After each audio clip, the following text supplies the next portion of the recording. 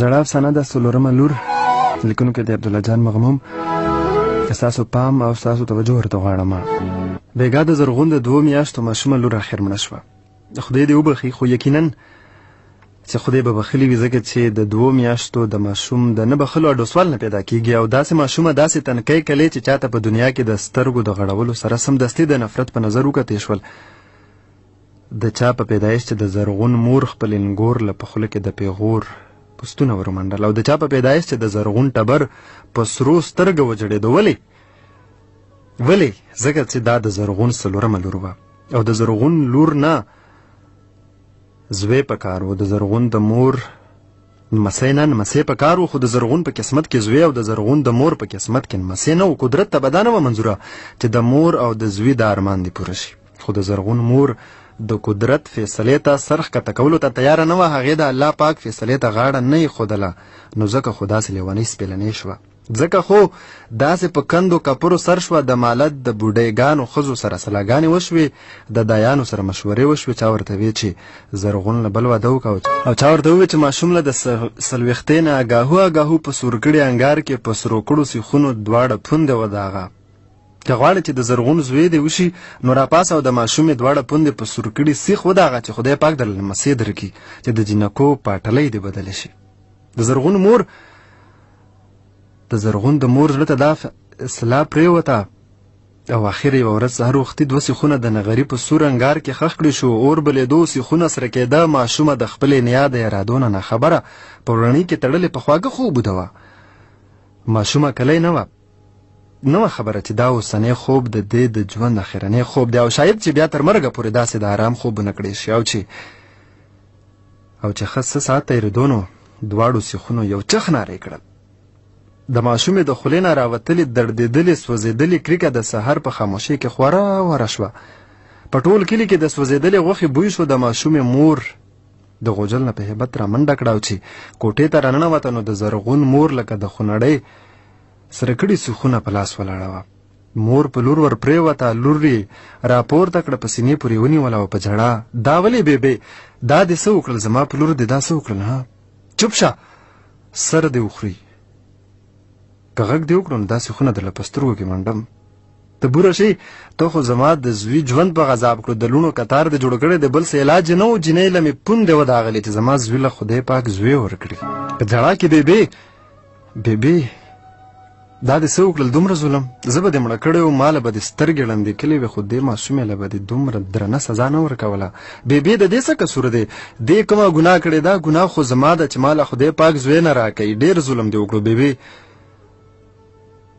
مور لور په سینې پورې نیولې وه، پاس په کوټه وخته، د پښو په سر کېناسته، ماشومه یې په غېږ کې واچول. هغې ورتې چغې وهلې، د هغې پوندې سرې غوښې وې. مور د ماشومې نرۍ او سپینې پاپۍ په خپلو سترګو پورې مښلې. د مور د سترګو نه د اوښکو لړۍ روانه وه، په خپل قسمت پورې حیرانه وه. د ماشومې ژړا د هغې په زړه کې پرهرونه جوړول، د هغې د زړه نه وینې څڅېدې، خو په خوله یې هېڅ نشو ویلی. د ماشومې لور سره یې لکه د لیونو خبرې کولې. لورې ستا د دې ماشومې سټې نظار شم، ته ولې دې ظالمې دنیا ته راتلې؟ تا ته د دې دنیا شرمخان نه و معلوم؟ تا ته دا نه وه معلومه چې دلته د انسانانو زړونه د کاڼې شوي دي؟ ته نه وې خبره چې دلته د دنیاګانو په جامه کې کسبانې هم شته؟ ته ولې راتلې؟ ستا په ما باندې هم زړه نه سیرېدو. لوڼه خو تل د میاندو نظارېږي، قربانېږي. نو ته خو هم زما لورې که نه؟ ته به نه راتلې؟ ته به دې ظالمې دنیا ته نه راتلې چې دومره نه په غذابېدې، او زما ژوند در سره هم داسې نه په سرو سکروټو کېدو.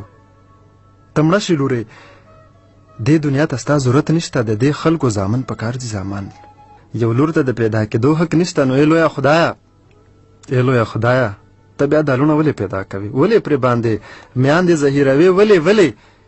او دلته د ماشومې د مور په زړه تیاره راغله. بې هوشه شوه او خوره وره په ځمکه سملاسته. ماشومې ژړل، او مور د دنیا د حالاتو نه بېخبره.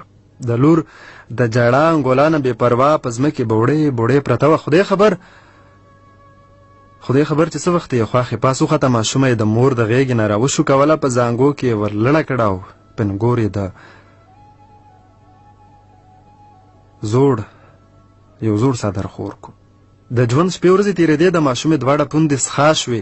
2 میاشتې مور او لور د ژوند شپې ورځې لکه په سور انګار او سرو سکروټو کې تېرې کړې. په دې دومره موده کې مور او لور نه د ورځې سترګه پټه کړه او نه د شپې آرام وکړو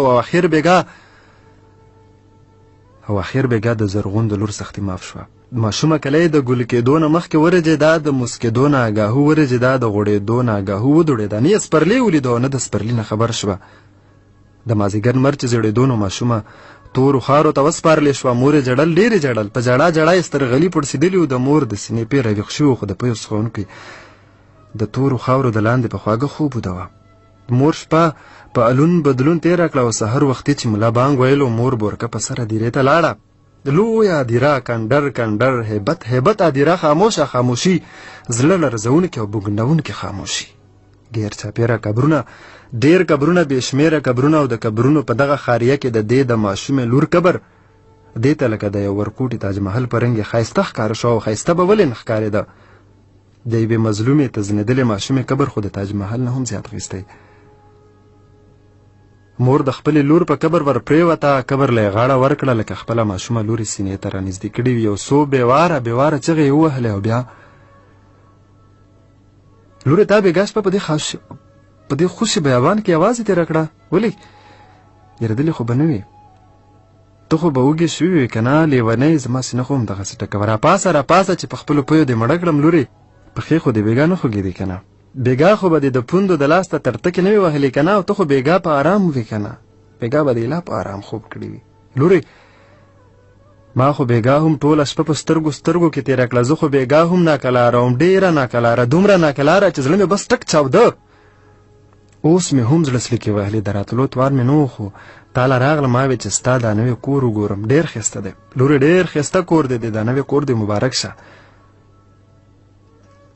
د مور په مرۍ کې آواز ونښتو، د اوښکو سیلاب د سترګو نه روان شو. دغه سیلاب ورو ورو کمېده چې 2 اوښکې ترېنه جوړې شوې. 2 رڼې اوښکې د ککو نه رابهر شوې او د 2 سترګو په بڼو کې لکه سپینې ملغلرې راایسارې شوې. او څه ساعت پس دغه د اوښکو ملغلرې د بڼو نه د قبر په ګلونو راتوې شوې نو د لور مور یو اخرنۍ سلګۍ ووهله لکه چې د مور زړه ټک وچاوده او د بدنصیبې مور زړه به په رښتیا وچاوده. د مور زړه چې د اولاد دپاره ونه چوي نو نور به د چا دپاره چوي؟